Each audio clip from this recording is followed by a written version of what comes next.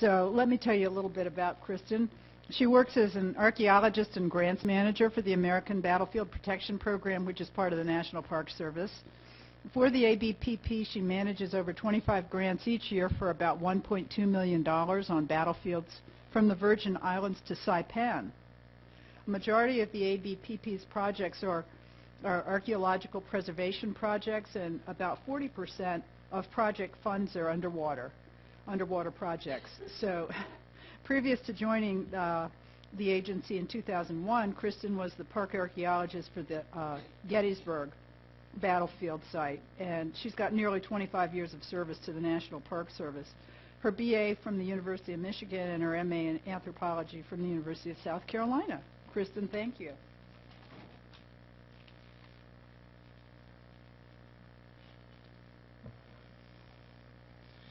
All right, so I know it's lunch and it's hard for us all to focus. But I'm going to start with the trivia question. What happened today in 1863? Anybody? The sinking of the Hunley.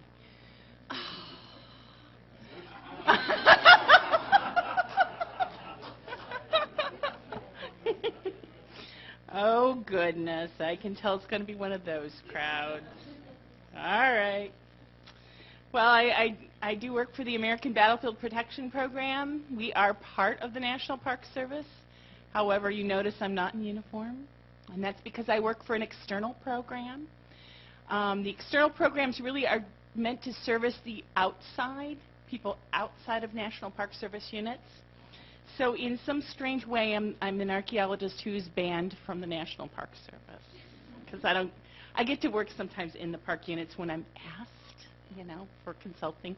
But for the most part, our legislation, which I have up here, very much directs us as a program.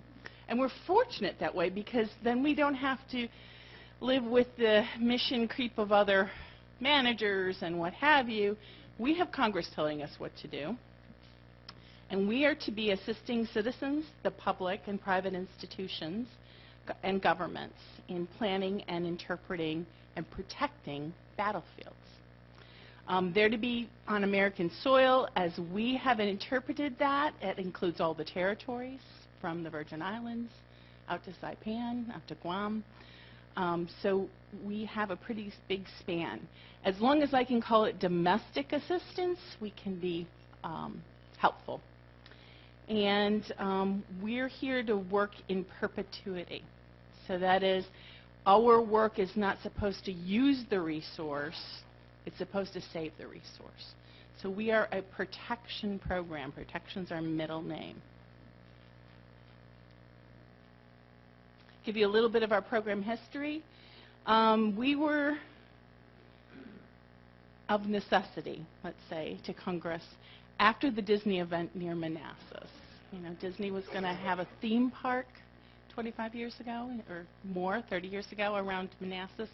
And essentially the question was, how many significant or principal battlefields are there out there that are going to cause these kind of disasters where the government has to come in and purchase land? And the Park Service said, we don't know. We manage our own land. We don't know what's out there in the rest of the world.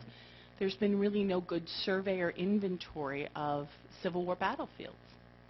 So we started with a survey, an inventory of historic sites.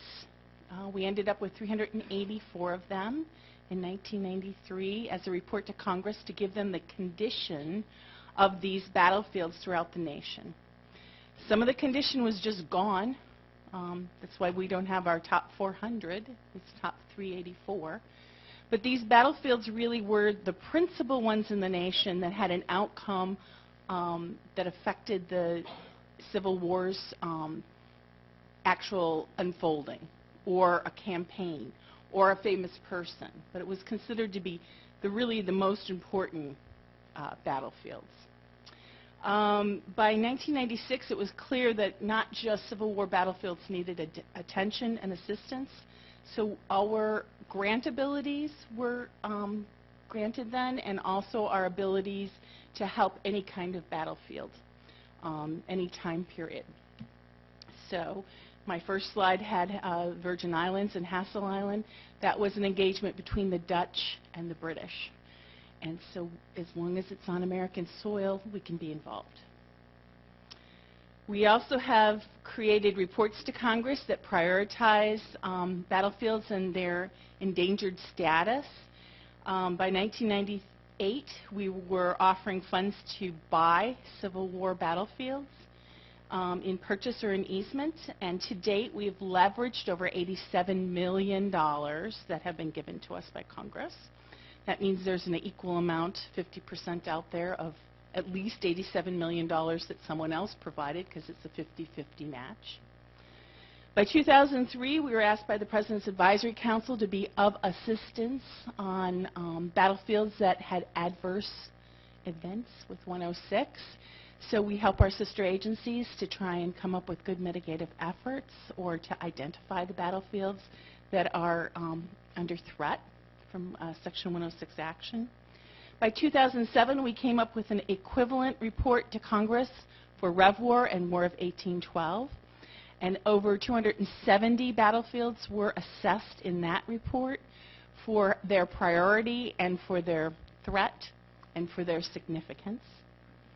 And then at 2010, we started doing an update for the Civil War reports, since they were already dated at that point. And we are still working on getting on a national report that revises their priorities to Congress. So our hope is to be able to give nice big checks, not this. This is the bad thing, when battlefields start getting threatened by sprawl. We have a specific philosophy, and you know, other than the picture, I haven't changed the wording in years. Battlefields are cultural landscapes. Each has a unique history, unique resources, and set within a unique community. We look at local advocacy as key for stewardship and essential for preservation. And I find it interesting today to hear all the talk about how important it is to have a lingua franca that you can share. You know, common language, a common methodology. Because we have so many battlefields in the nation, we've become very rigorous in our methodology and very rigorous in our labeling of how we identify our battlefields. And the labeling and the method doesn't change because it's terrestrial or underwater. We don't look at that as anything different. In fact, of all the criticisms I've heard over the years, perhaps our 93 study was most criticized, not because we got the general in the wrong place, but because we didn't have underwater resources identified quite correctly. And I think we've made great strides to change that. So let me take a minute and talk a little bit about defining battlefields. For us, a battlefield is any space that has been fought over. Fire has been taken or received by two governments, and we automatically consider any tribal activity as government sanctioned. But it does have to be an actual engagement. We don't look at massacres or civil disobedience. So for example, the 9/11 site in New York would not be considered a battlefield, nor would some massacres of just women and children. There's no chance of fighting in massacres. There's no chance of engagement.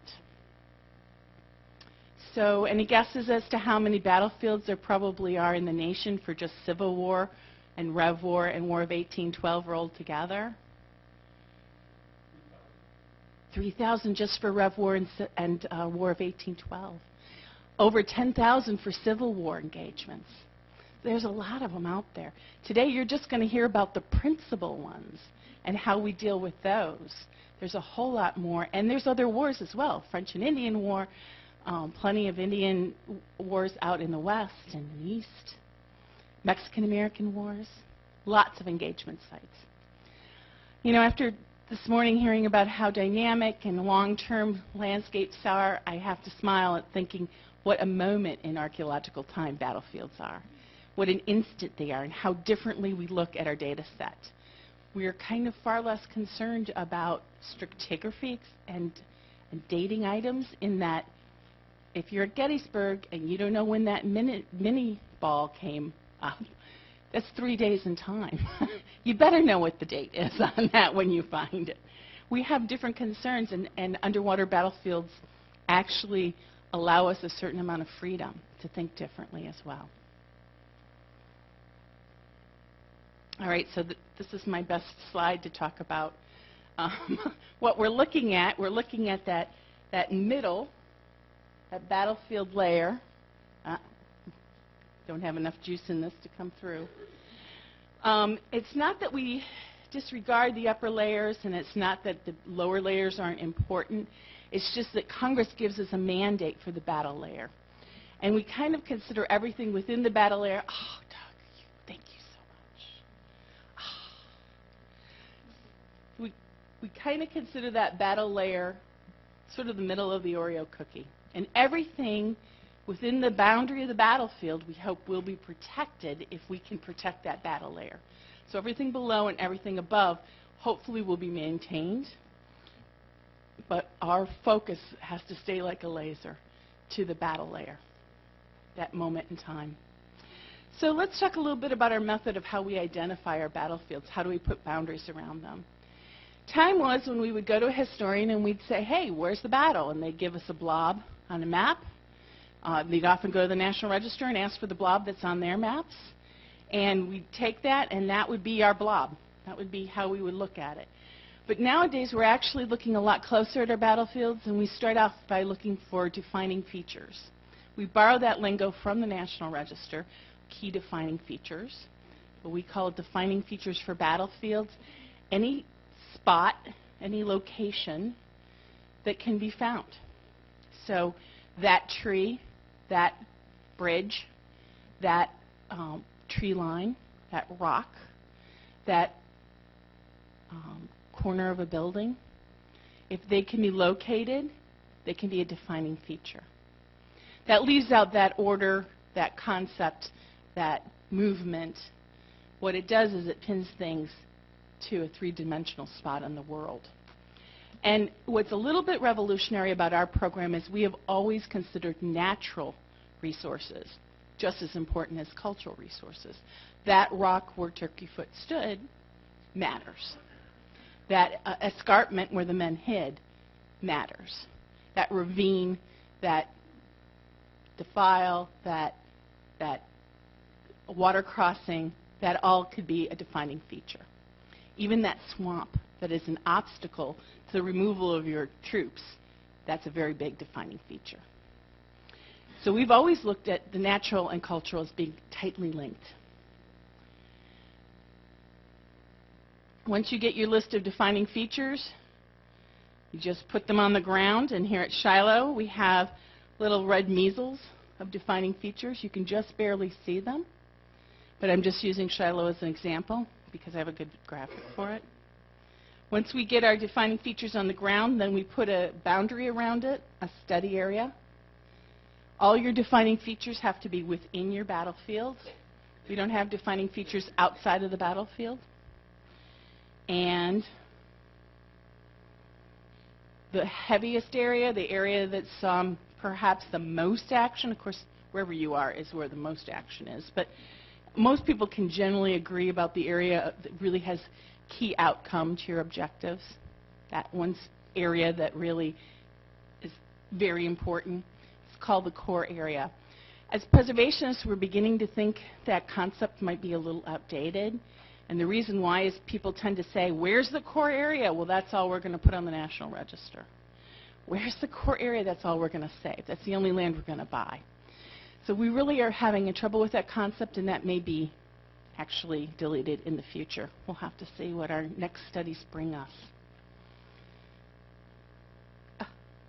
Then on top of your battlefield study and core area, you would impose what we call a POTNR, or Potential National Register Area. You can see here, this little spot has been removed from the Potential National Register Area. It might have a Walmart on it. There might be something that's so erased the readability of that battlefield that it's just clear from driving around that there's nothing left. These are windshield surveys, and to archaeologists I know that's not very welcoming. But there's something that can be done in a couple of days where you get your defining features pulled together and you have your first look around. It gives us a way to begin our understanding of the battlefield. Grants help us flesh out a better understanding as we go. So, smarty pants, how do we put this underwater stuff? Okay. Well, so here's Charleston. Right here are the defining features. And then this is the study area. And South Carolina and Dr. Jim Speck did this work. Here is their troop movements. You can see, depending on your old maps that you might have looked at in the past, how this has changed, this whole idea of using defining features. This is pretty consistent with National Register Bulletin 42. It's just an elaboration. Right, so all those defining features can actually be broken down even further. We found in battlefields that it's important to use, again, the same language among different time periods in different parts of the country and different engagements. So all our defining features actually can fall within one of these 5 rubrics. It can be key terrain or key position. Some people call it decisive location. It might be the way you know that you've reached your objective. So if you're told as a military unit to go take Hill 409, then Hill 409 is key terrain. It is your position or your objective. Observation and fields of fire could be another type of defining feature. And I think some of you may have seen COCOA analysis out there where observation and field of fire has been considered in marine settings. This can include like looking around the corners of islands. Anybody who can do that is pretty smart, but having that field of vision and being able to see or fire around the corners may really influence how that battlefield turns out. Being able to see through fog, being able to deal with weather, being able to deal with current patterns. Conceal and cover could also be the reverse of what can be seen. So if you can't be seen because of fog, or you can't be seen because you're around the corner of an island, then that's concealment and cover. I was on the plane once and I asked a military guy if he knew what COCOA was, and of course they teach it in basic training. I wish I was smart enough to make it up myself. The only thing I did was apply it to archaeology, but when I'm talking with troops, I once asked him the difference between conceal and cover, and he said, well, if you're concealed, the enemy can't see to shoot you. If you're covered, the enemy can't actually shoot you. He'd pick cover every time. So I kind of like that explanation. Obstacles are those defining features that get in the way of mobility or movement. So a swamp can be an obstacle. It can stop you from moving around on the battlefield. And in a marine setting, it can be an obstacle of wind. It can be an obstacle of current. It can be an obstacle of getting into a river setting. The obstacles can be many. And in an avenue of approach is how did you get to the field of fire, or how did you get to that place of contest? How did you get there? And when did you know it began and when did it end as the edges of the battlefield's avenue of approach? Outside I had some cheat sheets. I call them COCOA cheat sheets. If you want to pick up your cheat sheet, feel free. It's really a much fuller explanation than today. We also have a submerged resource manual on how to do COCOA on underwater battlefields. And they're also outside, and I hope that you feel you can pick those up.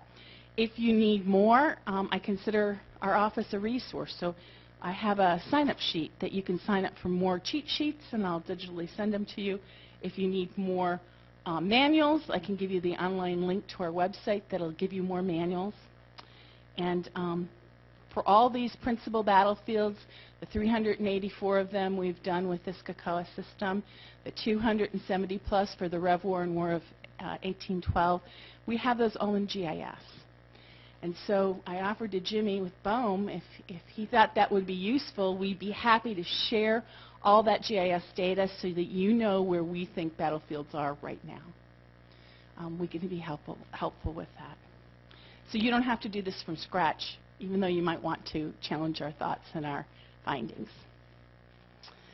All right, so here's a way that we can rethink some of our underwater resources, if you look at Credit Island in Iowa, look at where he's got the most likely British gun position, and he's taken those COCOA ideas and imposed them. Now, one thing that we're doing, and I got to give it to the Pequots, they have done something called reverse COCOA. They don't have the best written backgrounds, but Kevin McBride actually took all 5 COCOA principles and said every battlefield has at least these. Some defining features fall within a couple of the categories.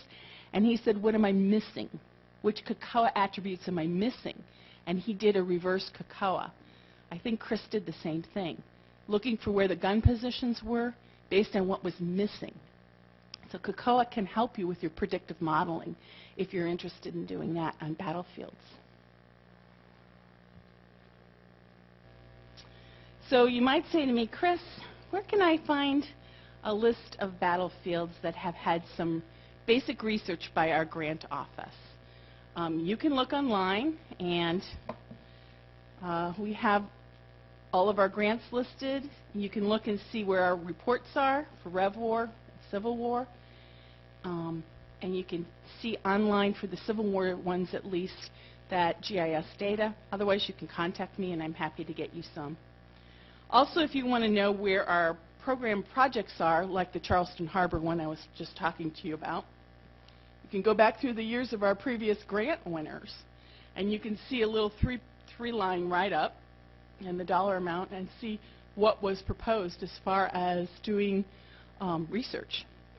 And for most of those, at least by Christmas, we expect to have digital copies of reports available. So if you're working in Hawaii, I've talked to someone in Hawaii, and you're interested in a digital report, ask me and we can get them to you. I just mentioned to Jessica we have one in Fort Wrangell, which is not too far away from her work. So if you're interested in using us as a resource, we can do that.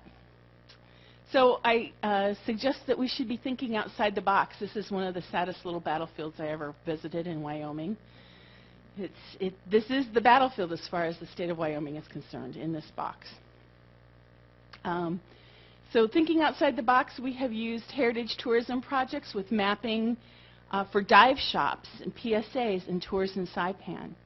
We've considered Kiska and Peleliu for island inventories, where we used both terrestrial and underwater. And at Kiska, we actually considered the resources of the air because it was a firefight using airplanes. That's a third dimension we have to think about. My head just can't do that right now. And then we've also done the handbook with the Lake Champlain folks, which is available. And I'll step you through a couple of our good examples. So in Saipan, we've worked with Dr. Crowell and Dr. McKinnon and the Ships of Discovery. And, you know, it seemed that tourists were ripping off pieces of these tanks and taking them home. So we came up with a heritage tourism trail to help the community. We did a basic site inventory of the materials underground, and we came up with posters and PSAs in order to advise people not to rip stuff off. And we trained the dive shop owners in how to treat these archaeological resources with respect. And I hope it's turning out well. Peleliu, we had some basic problems with understanding the boundaries of the battlefield, partly because landowners were concerned.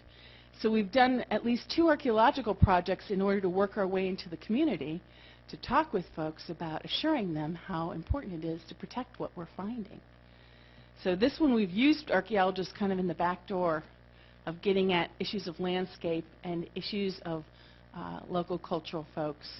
And the archaeologists seem to like being used. So Rick Connect was in my first field school, so he doesn't seem to mind. All right, Valcour Bay has been working a dive program for years, and we have spent a couple of years supporting that. We're seed money. We're not really meant for long-term preservation projects, but just to spark things. So we have sparked some research on the zebra mussels, on the Spitfire. We have got our manual up, and we've done a compilation of some of their research. Okay, so the manual's available in the back. We have additional resources. We've done project-specific work, entire engagements, surveys for entire river settings and regional inventories. You can always ask me for a bib on this sheet. And we have our planning grants, which are available, you can see online. We have one coming up in January. These are some of the roles. It's not matching for our planning grants. It's the ones I manage mostly. And eligible sites are above ground and underground. We can help you with best practices. We can even help you form your grant request. We have a small staff, and feel free to contact us if you need help. Thank you.